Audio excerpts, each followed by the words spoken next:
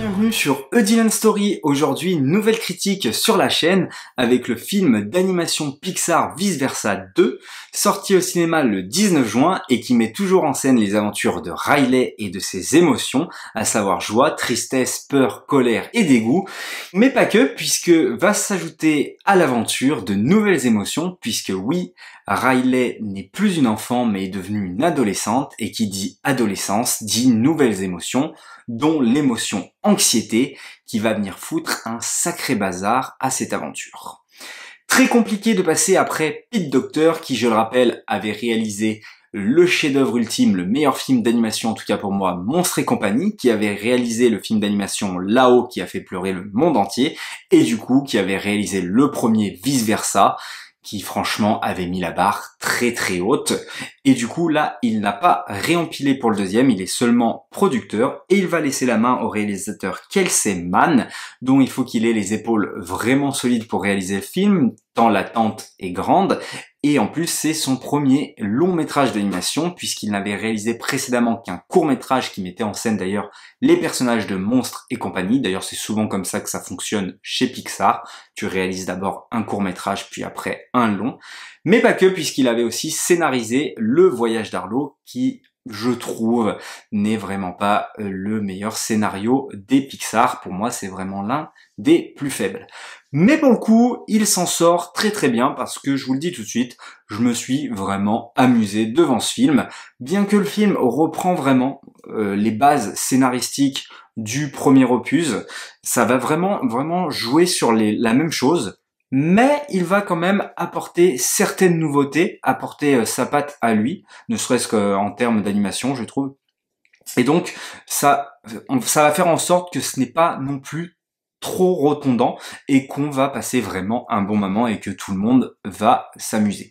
De par déjà le fait que Riley passe de l'enfance à l'adolescence, du coup de par le fait de ces nouvelles émotions qui vont forcément apporter un vent de fraîcheur et de nouveaux enjeux évidemment, notamment le personnage de anxiété qui va vraiment être la nouvelle émotion la plus mise en avant devant ce film, qui est très intéressante de par le fait tout vouloir absolument contrôler le futur pour que ça se passe au mieux, alors qu'en vérité, il ne faut pas contrôler ce qui va se passer dans le futur, on ne peut pas savoir. Il faut laisser les choses se faire comme elles arrivent, quoi. Et c'est vraiment le message principal du film, et ça va être vraiment l'émotion la plus mise en avant. On va avoir l'émotion de l'ennui, qui je trouve elle aussi est plutôt intéressante, de par le fait qu'elle va contrôler du coup ses émotions avec la technologie, donc avec le portable, et évidemment critique de la société d'aujourd'hui. C'est marrant que d'ailleurs ce soit l'ennui qui est tout le temps sur le portable, et au moment où l'ennui va le perdre dans le film, à un moment donné où il va perdre son portable, il va complètement péter un câble et il va dire mais je vais mourir, comme nous, dès qu'on voit plus le portable près de nous, on se demande où il est, quoi. Et donc là, ça, j'ai trouvé ça aussi très intéressant. Les autres émotions sont un petit peu plus en retrait, donc il y a l'émotion de la timidité, je crois, je sais plus comment elle s'appelle exactement, donc qui est un personnage assez fort et tout, qui est vraiment cool, et en revanche l'autre émotion est pas super. Et on a l'émotion de la nostalgie aussi, qui fait quelques apparitions et qu'on dit à chaque fois allez repars, et donc voilà, c'est encore très très drôle. Je trouve que l'émotion qui s'en sort encore le mieux, encore une fois, dans cette aventure, c'est colère. Je trouve que c'est celui qui apporte le plus, notamment en termes de comédie. Enfin voilà, c'est vraiment un personnage où on va beaucoup rire, d'ailleurs qui me rappelle Grincheux, ce personnage qu'on aime tant aimer alors qu'il est détestable finalement, et ouais, ça marche très très bien, je trouve. Alors ça marche, comme je disais, sur les mêmes bases. Voilà, Riley est passée adolescente, certes, mais elle va avoir toujours des problèmes. Ça va être d'autres problèmes, donc voilà, on va les résoudre au fur et à mesure de l'aventure, comme dans le premier opus. Elle va interagir avec ses parents, bien que beaucoup moins que dans le premier. D'ailleurs, le père est complètement inexistant dans ce film. La mère, là, pour le coup, oui, il va y avoir de véritables interactions, notamment au début du film. Après, le reste du film, non, pas vraiment. Mais ça va plutôt bien marcher, je trouve. On va avoir joie, du coup, et tristesse, qui vont, encore une fois, repartir à l'aventure, dans le cerveau, dans le subconscient du coup de Riley, mais pas que, puisque là justement ce qu'il va ajouter à cette aventure, ça va être dégoût, colère et peur qui vont eux aussi partir à l'aventure. Ça va être la principale différence.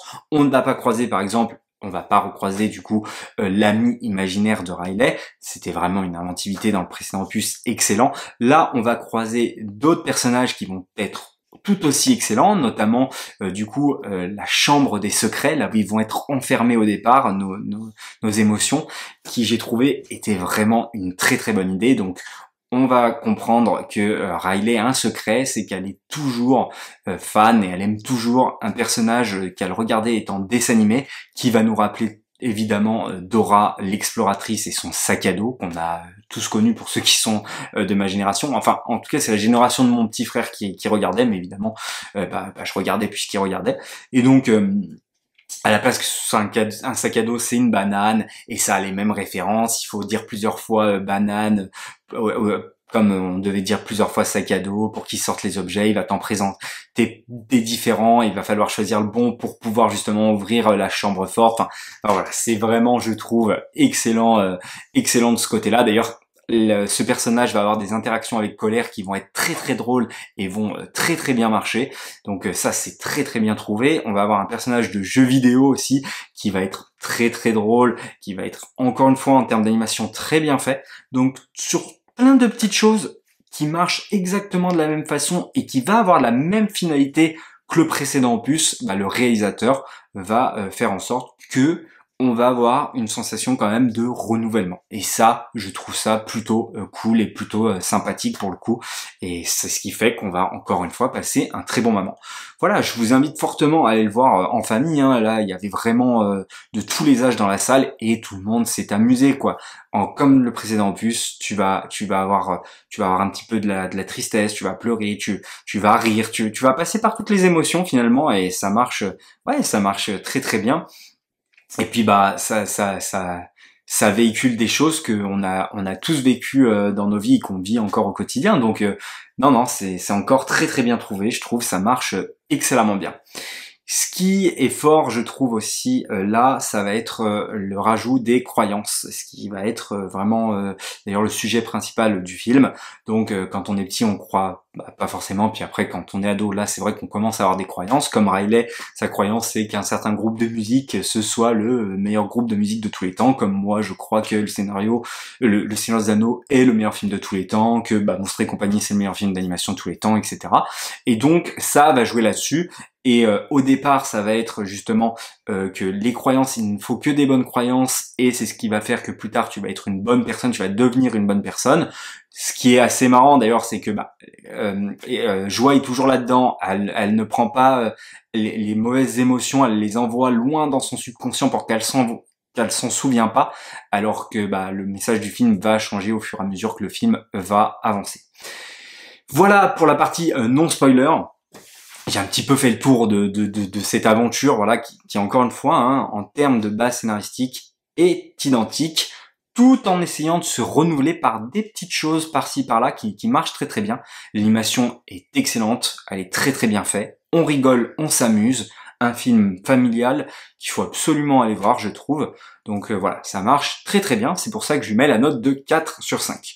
Je vais faire une toute petite partie spoiler, c'est seulement pour la fin. Donc, partie spoiler, c'est juste pour dire que le petit hic du film, c'est pour ça que je lui mets pas plus, c'est que pour moi, le message de fin est très redondant du précédent opus, où on va avoir, encore une fois, Joie qui va être mis en avant, et qui va encore avoir ce message où toutes les émotions doivent interagir les unes les autres, et que il n'y a pas que les mauvaises croyances, les mauvaises convictions, que les mauvais souvenirs, etc., qui font de toi une bonne personne, qui font ta personnalité. Il faut un tout pour avancer dans la vie, c'est ce qui va faire de toi ta personne finalement. Et donc voilà, c'est un petit peu finalement le même message que le film précédent évidemment. Bon, écoutez, voilà, c'est tout ce que j'en ai à dire et c'est le seul reproche que j'en ai à faire, donc c'est léger, mais c'est pour ça que ça va pas plus haut, de par le fait que ce soit la même base scénaristique, avec des petits éléments rajoutés, et que le message de fin, encore une fois, est un petit peu plus rotondant. Voilà pour Vice Versa 2. N'hésitez pas, vous, à me dire dans les commentaires qu'est-ce que vous en avez pensé, si le film vous a plu ou non, si vous avez été convaincu ou pas, et me dire ce que vous avez pensé aussi de la critique. Commentez, likez, partagez, abonnez-vous évidemment, et puis nous on se dit comme d'habitude, à la prochaine pour une prochaine histoire.